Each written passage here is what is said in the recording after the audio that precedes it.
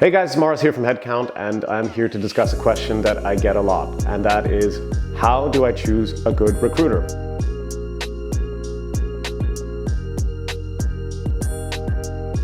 You know, I'm in this business every single day, so it seems so obvious to me, but I work with a lot of, more senior candidates who really haven't been exposed to the recruitment business, and also a lot of junior candidates straight out of school who really want to know how can they pick the best possible recruiter for them. And that's what I'm here to talk to you guys about today. All right, number one, the things you should be looking out for. You need a recruiter who works in your niche, preferably not a newbie. Now, I'm not taking away from anybody who's just starting out in this business. I salute you, in fact, but you want somebody who has been around, who's got a network, who knows the clients, who understands the roles. That's really key when you're looking for a recruiter.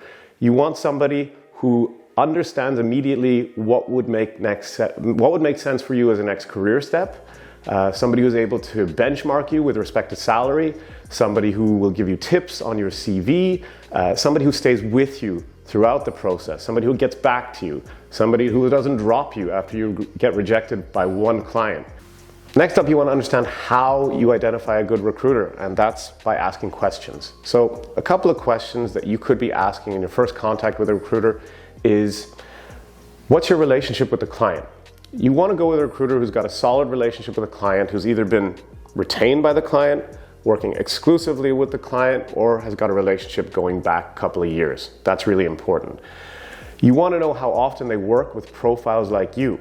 How often are they placing people like you? The odds go way up of you finding the next great opportunity when you're working with a recruiter who understands your niche and places people like you.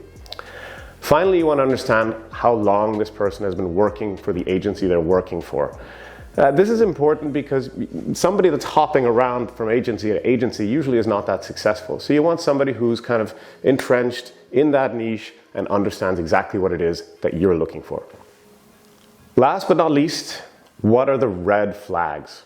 So there's a lot of red flags in this business, but for me, I think the number one is if your CV ever goes anywhere without your permission, or an agency asks for exclusivity on your candidacy. That means you shouldn't go to another agency. Now, you should always shop around. When I speak to people, I don't say, just work with me. When I buy a new car, I go see a couple of different ones and I kick the tires, and that's exactly what you should be doing with different recruiters. After which, I think selecting 2 or 3 makes sense as long as they're not getting their wires crossed.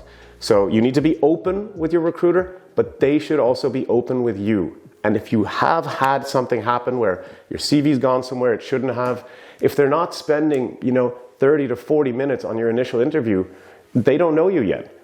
Somebody who calls up and wants to send your CV somewhere after a 5-minute conversation, for me, is not a good recruiter.